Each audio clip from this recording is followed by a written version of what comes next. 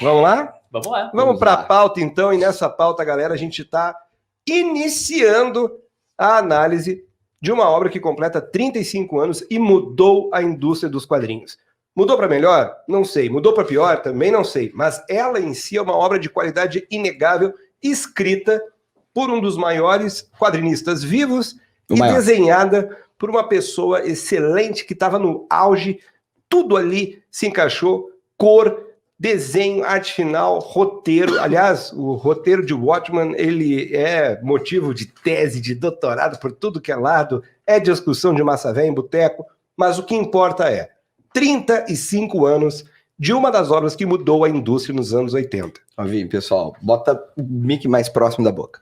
Vinão. Vinão.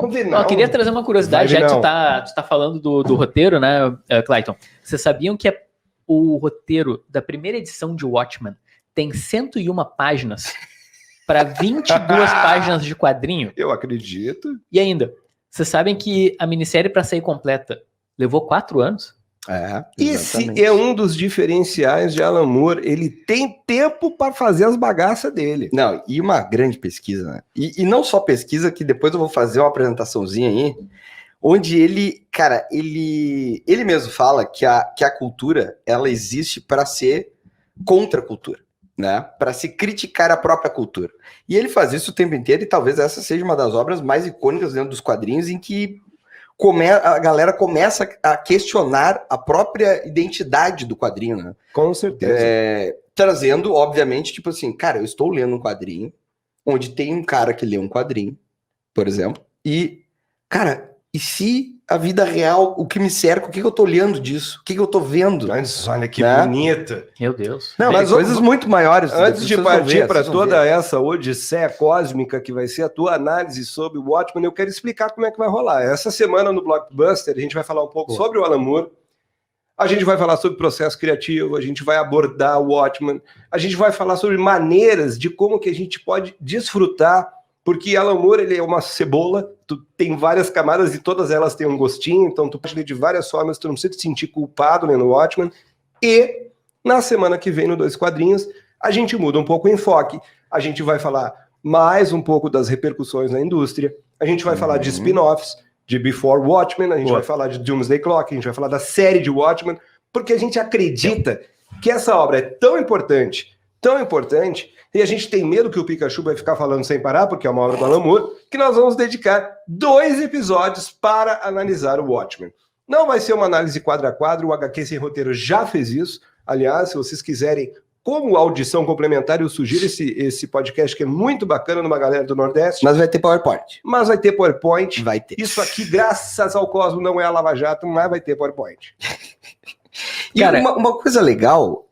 A gente faz o podcast tomando uma cervejinha, né? Sim. Isso Aliás, me arrependo de não ter pego outra. Fomenta, muitas vezes, a criatividade, fomenta né, o cara se solta um pouco mais.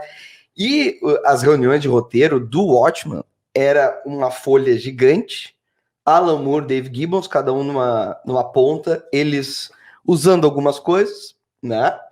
Aí não precisamos especificar. Não precisa estar falando. Né? E rabiscando. Botando ideias e não sei o quê. O que tu acha disso? Inclusive, tem boas coisas que muita gente acha que são geniais, que acham que o Alan Moore criou, mas que o Dave Gibbons instaurou. Por exemplo, o próprio estilo de desenho que era para emular o da época lá principalmente do Dítico e tal, que criou o Mr. A. Depois eu vou falar um pouquinho sobre isso. E cara... Criou o quê? Mr. A. Mr. A. Que também é similar ao Questão, que tem a ver com o Rorschach. E aí tudo isso tem a ver com o lance do Gibbons. Ele que dava várias ideias, o lance da simetria, de cores.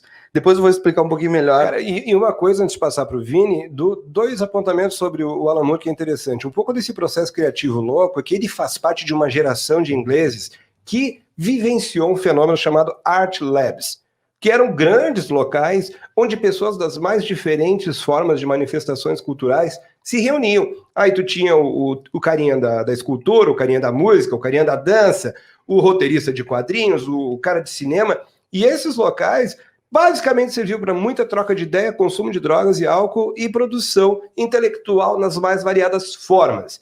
Isso permite ao Alan Moore também aprender desde muito cedo duas coisas. Primeiro, tretar por aquilo que ele quer, porque ele faz isso melhor que ninguém na indústria.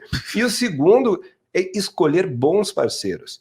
Porque o cara é um gênio, É meu autor favorito? É. Mas muito do que ele fez se baseia nas escolhas acertadas, sejam dele ou sejam das circunstâncias, de grandes parceiros. E isso a gente não pode negar, que o queridíssimo Dave Gibbons, ele é fundamental para que o Watchmen funcione como obra. Mas eu quero dizer o seguinte, assim, eu acho que pra gente falar de Watchmen, a gente tem que começar pelas raízes do Watchmen, que é Miracle Man.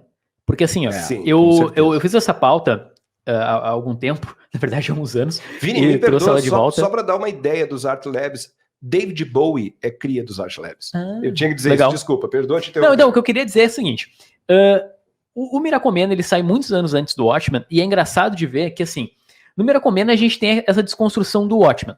Cara, é isso. É um super-herói levado a sério, mundo real, consequências que... Quais as consequências que um super-herói pode trazer?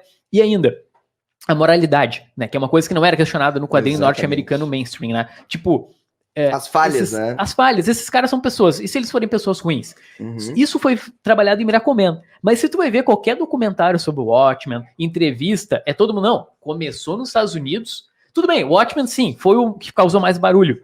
Mas o Moore já tinha feito isso muito tempo antes. Claro, com certeza. Isso que é legal. E ele continua fazendo, né? Depois, tipo, o Monstro do Pântano tem isso. Tem a desconstrução do status quo. Ele é o cara que chega e sempre muda alguma coisa. Né? O próprio Supremo que ele faz, que é uma desconstrução ali uma homenagem ao Superman e tal. Cara, depois ele começou a repetir isso.